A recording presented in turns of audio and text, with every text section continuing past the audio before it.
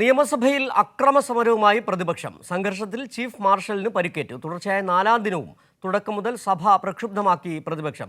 പ്രതിപക്ഷത്തിന്റെ അക്രമസമരത്തെ ശക്തമായി വിമർശിച്ച് സ്പീക്കറും ഭരണപക്ഷ മന്ത്രിമാരും രംഗത്തെത്തി.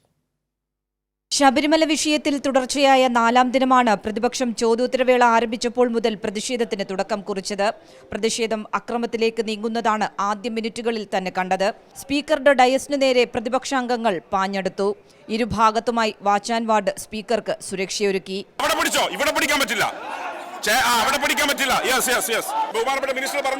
ബഹുമാനപ്പെട്ട ട്രഷറി ബെഞ്ചിൽ അംഗങ്ങൾ സഹകരിക്കണം. അംഗങ്ങൾ അവിടെ പോയിരിക്കണം. ഭരണകക്ഷി ട്രഷറി ബെഞ്ചിൽ അംഗങ്ങൾ അവിടെ പോയിരിക്കണം.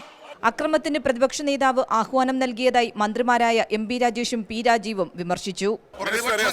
പ്രതിപക്ഷ നേതാവിന്റെ അക്രമാഹ്വാനമാണ് ഇപ്പൊ നാം കാണുന്നത്. അക്രമാഹ്വാനമാണ് കാണുന്നത്. സാർ, ഈ പ്രതിപക്ഷ നിരയിൽ നിന്നുള്ള അംഗങ്ങൾ പ്രതിപക്ഷ നേതാവിന്റെ ആശീർവാദത്തോടുകൂടി എന്തെല്ലാമാണ് വിളിച്ചു പറഞ്ഞിട്ടുള്ളത്? ഇവിടെ പ്രതിപക്ഷ നേതാവിന്റെ മൗനാനുവാദത്തോടെ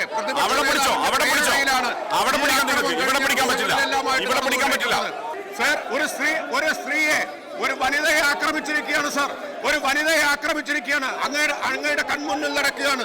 എന്താണ് സാർ ഈ പ്രതിപക്ഷം കാണിച്ചുകൊണ്ടിരിക്കുന്നത്? എന്തൊരു ധിക്കാരമാണ് സാർ കാണിച്ചുകൊണ്ടിരിക്കുന്നത്?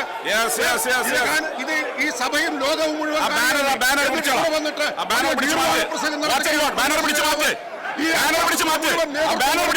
മൗനാനുവാദം നടത്തിക്കൊണ്ടിരിക്കുന്ന ഈ പ്രതിപക്ഷ നേതാവ് ഇവിടെ വന്നിട്ട് വലിയ പ്രസംഗം നടത്തുകയാണോ? എന്ത് തോന്നിവാസമാണ് സാർ കാണിക്കുന്നത്? ഗുണ്ടായിസത്തിന് നേതൃത്വം കൊടുക്കുകയാണ് പ്രതിപക്ഷ നേതാവ്. തനിക്ക് നേരെയുള്ള പ്രതിപക്ഷത്തിന്റെ സമീപനത്തെ സ്പീക്കറും വിമർശിച്ചു. നിങ്ങൾക്ക് സ്റ്റേറ്റ്മെന്റ് നടത്താൻ പറ്റും, നിങ്ങൾക്ക് കേവലമായ പ്രതിഷേധം രേഖപ്പെടുത്താൻ അല്ലാതെ ഇതിന്റെ മുകളിൽ പ്രസംഗം നടത്താൻ പറ്റില്ല. ബാനർ റിമൂവ് ചെയ്തോളാം. ബാനർ റിമൂവ് ഇപ്പൊ തന്നെ പിടിച്ചു വാങ്ങിച്ചോ. ബാനർ പിടിച്ചു വാങ്ങിക്ക്.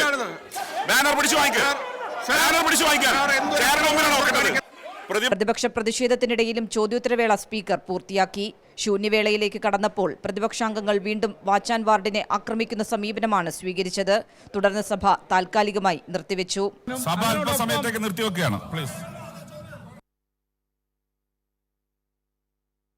പ്രതിപക്ഷത്തിന്റെ ആക്രമത്തിൽ ചീഫ് മാർഷലിന് പരിക്കേറ്റു. കൈക്ക് പൊട്ടലിനെ തുടർന്ന് ചീഫ് മാർഷലിനെ തിരുവനന്തപുരം മെഡിക്കൽ കോളേജ് ആശുപത്രിയിൽ പ്രവേശിപ്പിച്ചതായി സ്പീക്കർ സഭയെ അറിയിച്ചു. എന്നാൽ സമാധാനപരമായാണ് തങ്ങൾ പ്രതിഷേധം നടത്തിയത് എന്ന വാദമാണ് പ്രതിപക്ഷ നേതാവ് മുന്നോട്ട് വെച്ചത്. നിയമസഭ പുനരാരംഭിച്ചെങ്കിലും സഭയുമായി സഹകരിക്കാൻ പ്രതിപക്ഷം തയ്യാറായില്ല. പ്രതിഷേധത്തെ വകവയ്ക്കാതെ സഭ മറ്റു നടപടികളിലേക്ക് കടന്നതിനെ തുടർന്ന് പ്രതിപക്ഷം സഭ ബഹിഷ്കരിച്ചു. കൈരളി ന്യൂസ്, തിരുവനന്തപുരം.